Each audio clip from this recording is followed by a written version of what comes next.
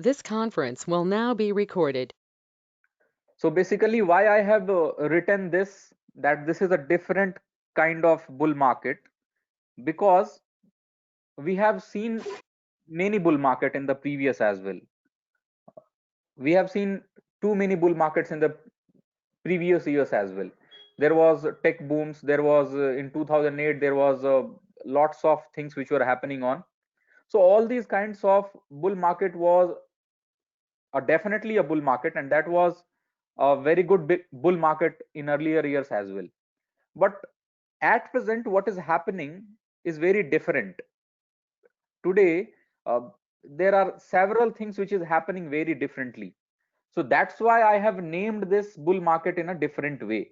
Why I am calling it a different bull market is only because the reason is of price to earning ratio. So what is the meaning of this price to earning ratio?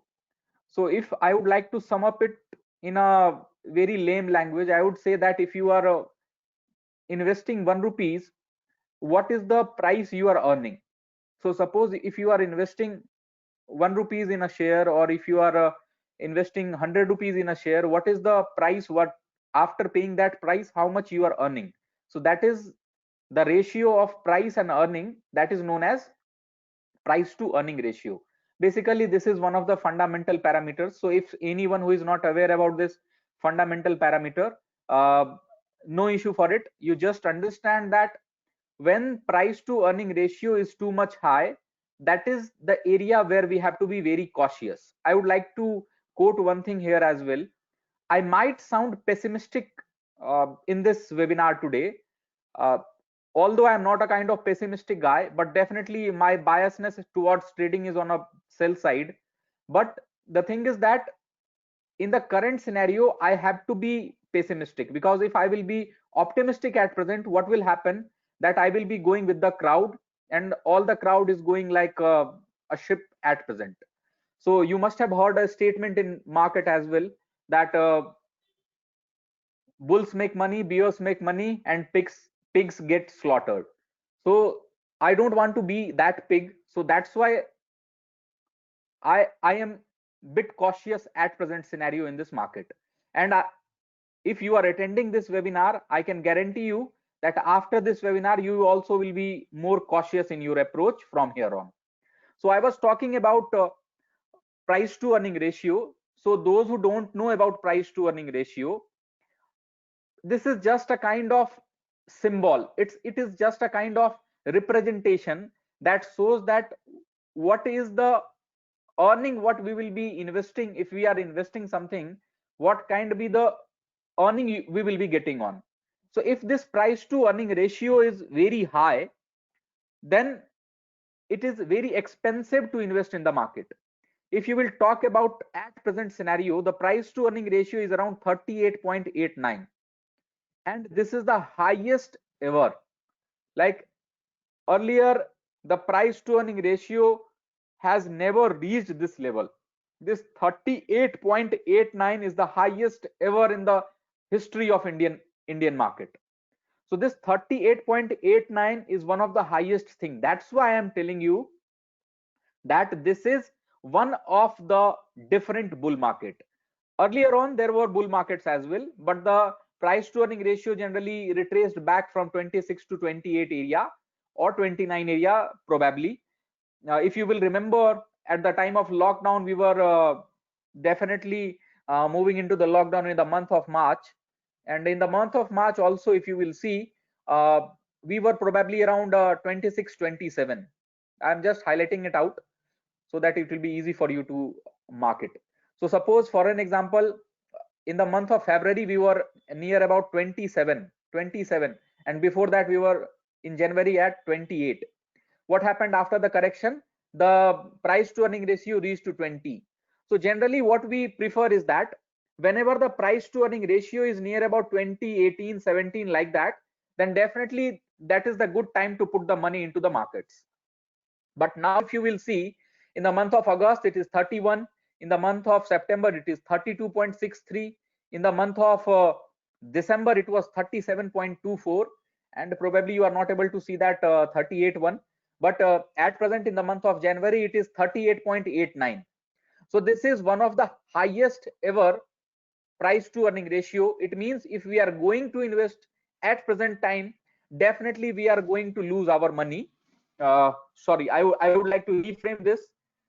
There is high chance of losing our money. I should not say that definitely we are going to lose our money, because it might happen that this PE goes to 40, 45, 50, 60 as well. Who knows? Like, no one knows this. So I just want to reframe that.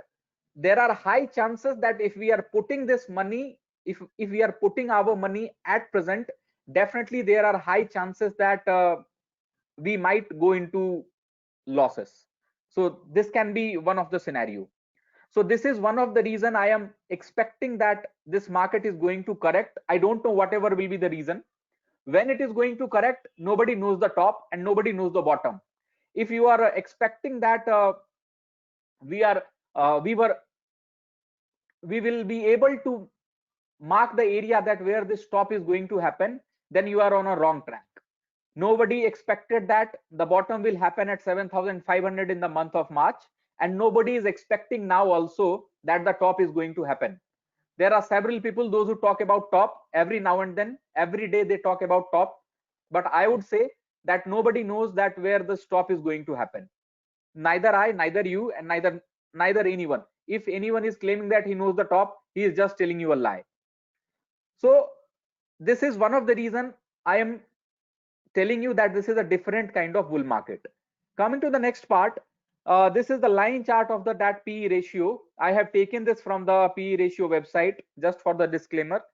So this PE ratio is into the fourth standard deviation. If you will see this PE ratio is into the fourth standard deviation. Hope you have learnt about it in probably in your 10th grade, or probably in your 11th 12th grade you must have known about this standard deviation. So generally there is a median. The median is placed at 20.23 at present.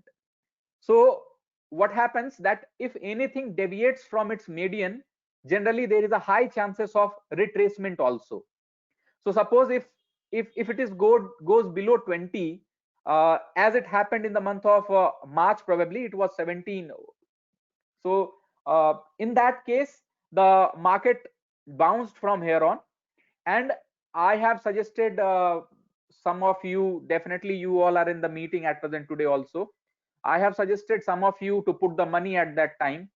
Rather, I have suggested to put it in a staggered way, or I have suggested to put it in a lump sum as well. So that was the right time to put that money. But if you will ask me that if at the point of 38, 39, if it is trading at, if P is at 38.88, if someone is going to come in and put the money here, I would say that this mean reversion is going to happen. I'm not telling you that this mean reversion will go till 20.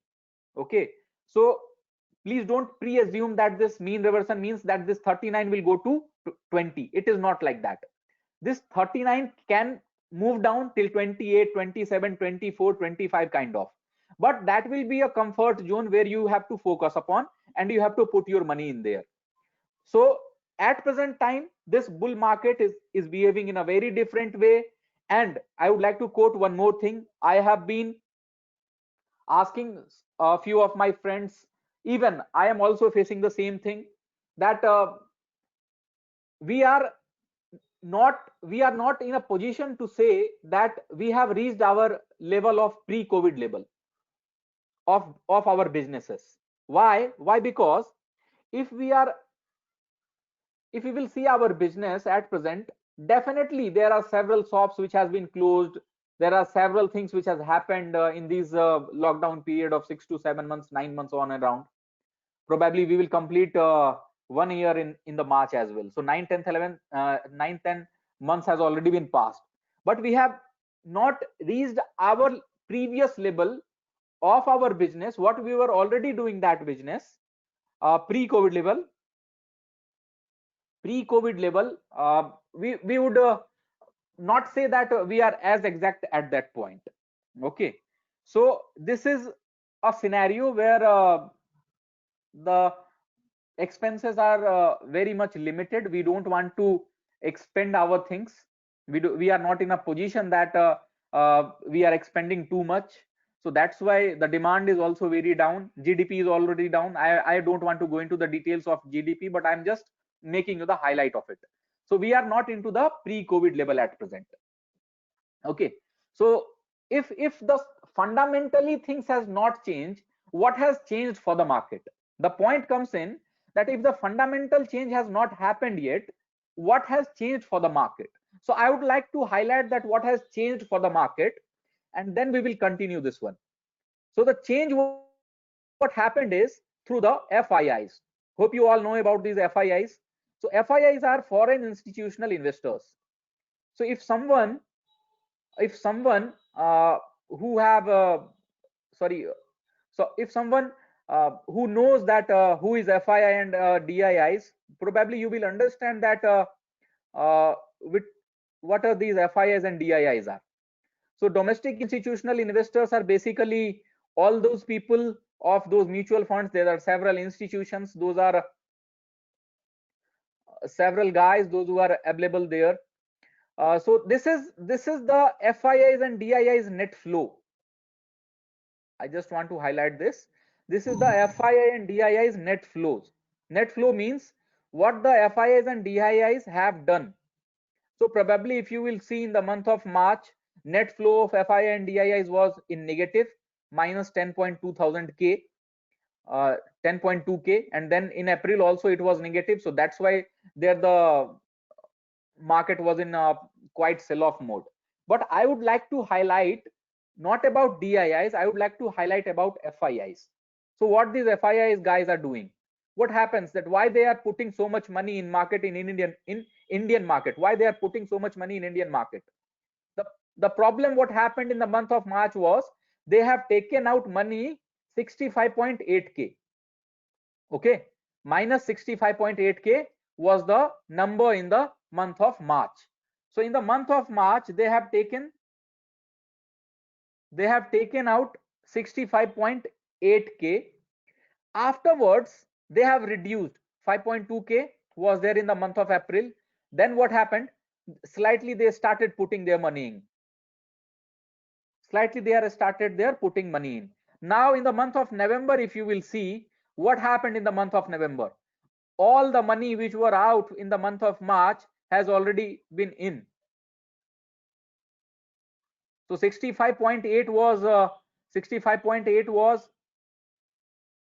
was the taken money which was taken out, and now in the month of November the 65 is already in. And if you will calculate this 14, 15, 5, 2 and 13, you will be getting lot more. You will get the as exact figure. So after this November 65.3 and then the December 48.2 K.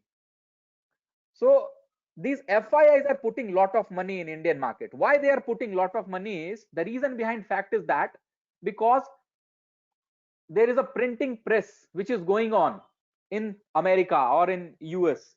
What happens? They are printing in money in the name of this COVID support and all. Their central bank is printing in money. So when their central bank is printing in money, these FIIs are getting lot of money. So when they are getting lot of money, where they will put it? They are not going to put it into Pakistan. Na? They don't believe that that country is going to excel in future. So that's why the emerging economies are like China, India, all these economies are emerging economies. So China is one of the good economy which has been emerging and all in several past years as well. But now there has been some conflict in past, although it didn't exaggerated much, but definitely there was conflict in past from US to China. But the thing what happened is now they are believing in India story as well. So if they are believing in India story, there are options to put the money in. So that's why they are putting in lot of money. Now if you will talk about DIIs, generally FII and DII sentiments are truly in a different way.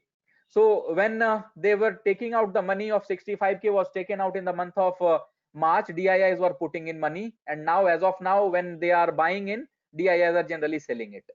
So this is one of the scenario, this is one of the reason this market is different, because these FIIs number are too much big. These FIIs number are very much big, let me tell you very frankly, because these FIIs are putting in lot of money in Indian market. So this is one of the reason why this market is behaving like anything, like it is going into mad bull rally, I would say. This is not into a kind of uh, usual bull rally. And another problem is that this bull rally is not getting a minor correction as well.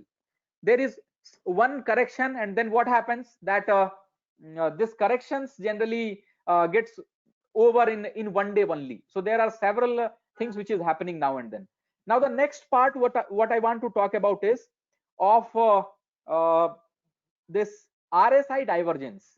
Hope some of you must have been aware about all these. Those who don't know, just let me highlight this point of RSI divergence, that what happens in the case of RSI divergence.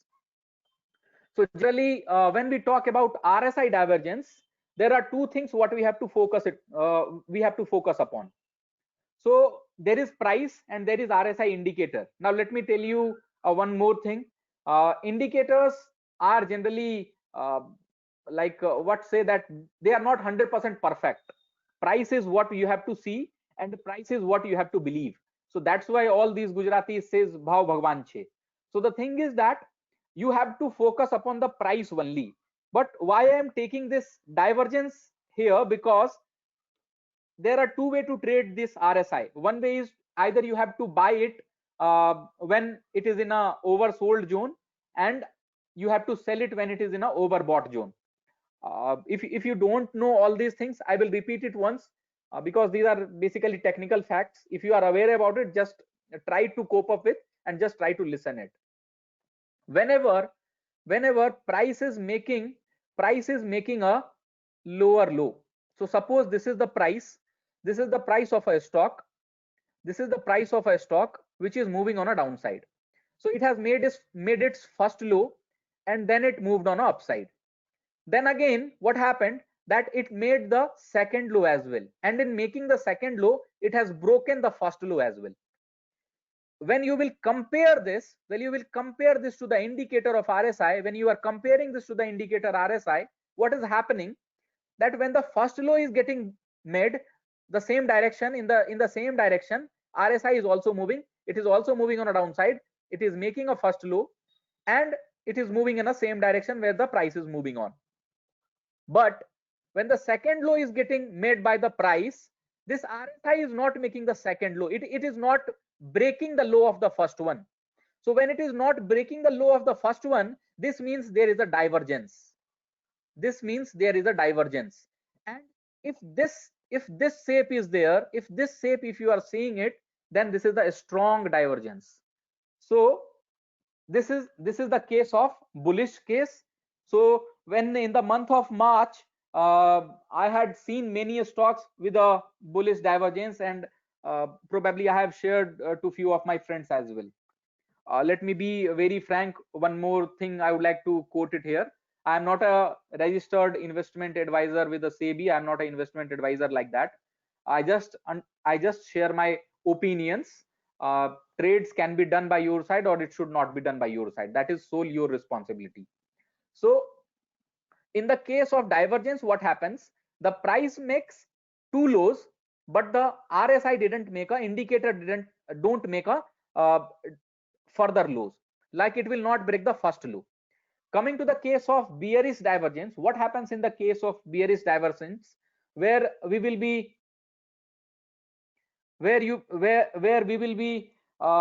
taking the context that what is happening in it, regarding the Telegram channel, regarding that where we have to sell and all. I will definitely take all these questions at the latter part. So coming to the point of strong divergence, when happens in the case of bearish. So in that case, the same thing happen. Price makes a higher high, but indicator doesn't make a higher high. So this is the first point, when it has made a high. Second point, when it has broken the high. And in the first case of this one, it has made a high, but in the second case, the high has not been broken. Okay, so that's why this is the strong divergence. I would quote many examples. I have taken few stocks which are too much liquid at present, but there are several stocks which are in strong divergence at present. There are several stocks which are showing this strong divergence. In the case of RSI, they are showing a strong divergence. There is another case of divergence as well. So in the case of divergence, there is a moderate divergence as well. So in the case of moderate divergence, what happens, that there is a price which makes a flat bottom kind of, and there the price in the case of bearish divergence, it will make a flat kind of top, and the RSI will again, the same structure will be there. It will make a new high. After the first low, it will make a new high. After the first high, it will make a lower high. So these are the case of moderate divergence, and earlier I have talked about this strong divergence. Now I would like to show that there are several stocks which are showing this strong divergence. So the first stock is DLF. This is, now if you will see this, you will be able to understand that what is happening here. Price is making a higher high, but the indicator, RSI indicator, is not making a higher high. The same thing what I had already told, the same thing is being repeated here. So price is making a higher high, but RSI is not making a higher high. If you will see another stock, this is ICICI Bank. This is ICICI Bank, and ICICI Bank is also making a higher high, and probably this chart was shared to me by one of our member who is already attending the meeting at present. He shared the chart, and probably this is near to a strong resistance as well. So this is making a higher high, and indicator is not making a higher high. Coming to the next one, this is Jindal Steel. So Jindal Steel, same structure, making a higher high, but the indicator is not making a higher high. Coming to the next stock, this is Tata Power, making a higher high, but RSI is not making a higher high. Tata Steel, same scenario, making a higher high, RSI is not making a higher high. Okay, so these are probably few stocks what I wanted to share to you. You can make your chart, and you can see the things that what is happening in the market. So if the RSI, even if you will see, Nifty is also making a kind of divergence here. If you will see this, if you will draw the Nifty chart, you will be able to understand that Nifty is also making a kind of same thing here. If you will see this, actually I have already added one indicator. I will remove that, but if you will see this, if you will draw this chart, you will be able to understand that this is making a lower highs, but Nifty is moving on a upside. If you will draw this, there is a slight divergence. You will be able to see this. Definitely you will be able to see this. So Nifty is also making these kind of thing. Now I would like to talk about one more topic, that what is happening in the market. As I talked about RSI divergence, now I want to talk about the underperformance of several stocks. Now what is the meaning of this underperformance? The meaning of this underperformance is that if a stock is not moving as much as the Nifty is moving, so that is the meaning of that underperformance. It means that a stock is not moving in such a way as Nifty is moving. So there are several stocks which are behaving in this manner, and there are several stocks, those who are not making those who are not saying that they are coping up with Nifty, I would say. So if you will see this, there are several stocks there.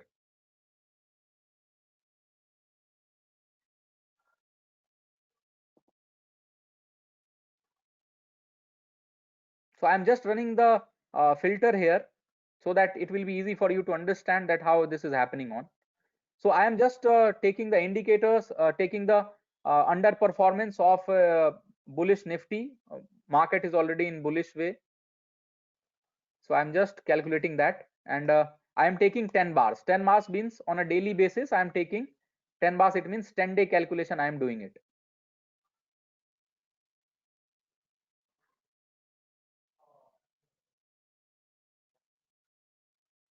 Just wait for a second. As the filter will run in, you will be get the data. and then you will be able to see that there are several stocks, those who are doing the underperformance. Now see this one, I have got the list of the stocks. Now see this, uh, let me move on downside, it will be easy for you to understand. So these are the stocks which are underperforming the index. Now I would not, I don't want to talk about this stock, this Lakshmi Vilas Bank, because this has been already been merged about it. So Reliance Capital, there is no need to talk about this stock, already one of the stock which is going into the default category. One stock which is very much fundamentally strong, which is Delta Corp, a fundamental stock, a good fundamental stock, but still it is in negative of 4% in the last 10 bars, although in the last 10 bars Nifty has given a return of 4%, but this stock is giving a return of minus 4.05. so there are several stocks. ITC is one of the stock, one of the favorite of several people. I am also holding it, but if you will see the underperformance, ITC has gone down in the last 10 bars, in the last 10 days, minus 3.4%, and Nifty has moved on a 4.4%. Biocon is another stock. Reliance is another stock which is underperforming. So these are the stocks. These are some kind of stocks which is underperforming at present. Apart from this, there are several stocks as well. GNFC, Future Retail, Bajaj Finance. Titan is one of the stock where I would like to highlight that it is also underperforming at present. And yesterday, I guess that there was one rating agency as well who has shared their negative thing about Titan, like they are expecting the Titan to move on a downside. So I am not telling that this is 100% for sure that market is going on a downside and market will move on a downside, but definitely there is certain underperformance in the stocks. They are not actually beating the return of the index. Anyone else facing the audio issue? Because Sobin is facing the audio issue, I guess. Audio is fine, no? Okay, audio is fine for rest of all of them. Okay, so there are several stocks: Adani Gas, Kotak Bank, Indian Bank. Now if you will see this, the list is quite big. The list is quite big. So the underperformance of the stocks, what does this what is it telling? What is it telling to you? That if this market is going on upside, several stocks are not moving along with that. Although there are a few stocks which are moving it with, McDowell's is the one, HDFC Bank is the one, it is moving on. But the thing is, if there is lots of a stock which is underperforming, definitely it is a point where you have to be cautious in your approach. Okay, so you have to be cautious in your approach. This is what I just wanted to highlight. So there are underperformance in several stocks. Now the next point is, what are the points that you have to understand, that if you are going to put in money here, if you are going to put in if you want to put money here, what should be done? The first thing is stick to the quality equity portfolio. What is the meaning of this quality? Quality means that you should not go to the crap stocks. There are several stocks in the bull rally. What happens? They start rallying like anything, and they move in a such a way, even a stock kind of Suzlon can move 5 rupees, 10 rupees. Okay, but the thing is that you don't have to fall in that trap. If you are going to fall in that trap, what is going to happen? That when this correction will happen, that stock is never going to get reversed. Okay, so you have to stick into the quality stocks. Keep yourself restricted to Nifty 50, Nifty 100 or Nifty 200. That is more than enough. If you will keep yourself to all these things, definitely whenever the correction will happen, there will be correction in those stocks as well. But when the recovery will happen, those stocks will recover, but all these craps will not going to recover on. One more thing I would like to say here: if you are not profitable in last 2-3 months, it means you are doing it in a wrong way. If you are not profitable in last 3-4 months, I would say, it means you are doing trading in a wrong way, because this is one of the thing which is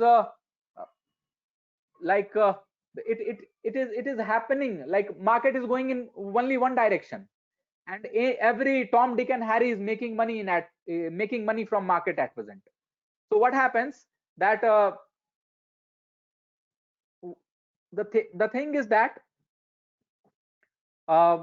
you have to stick to the quality. Second thing is, if you are putting money, I would say put it in a staggered manner, like in a phased manner. You have to put some of the money at present, or 5% at present, wait for the corrections. If the correction is not coming, put 1% more. If the correction is not coming, put 1% more, like that. And if the correction is coming, increase your percentage. Okay, so this can be the one way where you can put in money at present as well. Now the point of selling is coming in. If you have already holding the stocks from previous years or previous months, and now you are already in profit, try to book few profits in that, because this is a kind of valuation where new money should not come in. From the retail investor I am talking, from the point of view of retail investor, definitely money can come in from FIIs and DIIs. Probably FIIs will definitely put some money, but the thing is, you should not fall into the trap. Third point is, you have to sell it in a staggered manner. You have to sell it in a way that you are making it, or you can opt for a STP, systematic transfer plan. You can transfer your money from equity to different thing you can do. But if you are investing in index kind of funds, or any index funds, if you are investing in, there is no need to bother about it. There is no need to bother about it. Why? Because even if the correction will happen, even if the correction is going to happen from 14,000, where will the correction will go to? It might go to 12,000, it might go to 11,000, it might go to 10,000. That is more than enough what I am expecting. That 10,000 is one of the bottom, which definitely it will give you a kind of base that market will going to bounce from it. Okay, now the tools is of minimizing the risk. Now if you have very big portfolio of 10 lakh, 20 lakh, 30 lakh kind of, then definitely you can use the tools of hedging. You can use the tools of options. You can do the hedging with options as well, if you have a very large portfolio. But if you have a portfolio of 1 2 lakh, 50,000, 20,000, 2 lakh, 5 lakh, 6 lakh, like that, is it okay? No problem for it. You can hold the portfolio, or you can sell fewer stocks in a phased manner. Do not go all out and just sell all these things on Monday, but definitely you can book partial profits and wait for the corrections to come in. So these are the few points I wanted to highlight. Now coming to the point that should I sell, like someone can ask that should I sell it, should I sell all the things and just sit with the cash? Then ask these questions to yourself. Ask yourself that do you need cash, or are you retiring in few years? Do you need that much cash? If you are going to sell all these portfolio, do you need that much cash? If the answer is no, definitely you should not sell all your holding. Second thing is, if you are confused, that this is going to happen or not, or if the market is going to move upside, or a market is going to come down, like that, if you are confused, it's better to take a decision where the confusion will be reduced. So suppose if you are holding a portfolio of 5 lakh rupees and you are making a profit in 1-2 lakh rupees in that, and then what you can do, you can reduce your confusion by just selling few things. You can reduce your portfolio size. You can sell 1-2 lakh rupees and just sit with the cash. So ultimately when you will sell, you are not going to ask all these things that what is going to happen in this market, because you will be relaxed in that scenario.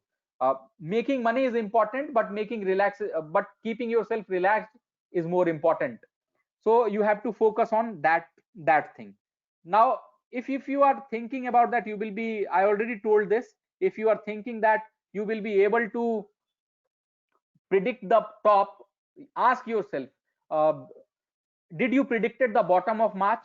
If you have not predicted it, keep this thought in your mind that you are not going to predict the top as well. Nobody is going to predict that top. Now this top and bottom is a kind of a dilemma. This is very much different. Even in the 2008, when the bubble got burst, the person who was holding his position was in loss. He was in very much, he was in huge loss, but he just took his risk because he believed that the fundamental scenario is not that much strong.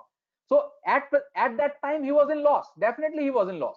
So if someone has a very big portfolio, someone has very big capital, definitely he can go short and just wait for the market to get correct. But this can happen that this 14,400 market can move up to 14,600, 14,700, 14,800. If you are capable enough to hold that 400, 500, 600 kind of loss, definitely there will be some day where the correction will happen. And if the correction will happen, you will be making the big money, because big money is always made in crashes. In bull market, generally what happens that we generally make money, but big money is always made in the crash only. So you have to wait for the right time, right scenario.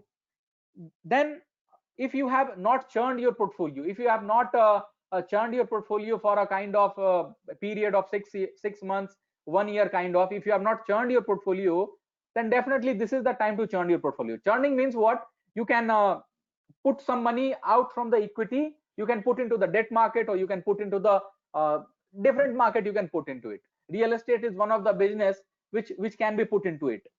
So this is the scenario where you have to be cautious, where you have to be very much very much cautious in your approach, I would say. Not, you don't have to be you don't have to panic in this scenario, but definitely you have to be cautious in your approach. So this market is in a kind of bull rally. Everything is going in a mad way, everything is moving in a mad way on a upside only. If there is a correction which is happening, there is a 1-day correction, and that is not a pullback, and then the market starts continuing on a upside. So rather predicting the top or the bottom, what you can do, that you can just keep yourself cautious, keep yourself on your toes. Now this is the point, that you have to keep yourself on your toes, you have to be on your toes, and you have to be cautious in your approach. You don't have to put fresh money at present, wait for the right time to put the money. So that's why I had put this webinar title as this is a kind of market where this is a different bull market. So this is all about what I have to share. Now you can ask anything, whatever you want to ask.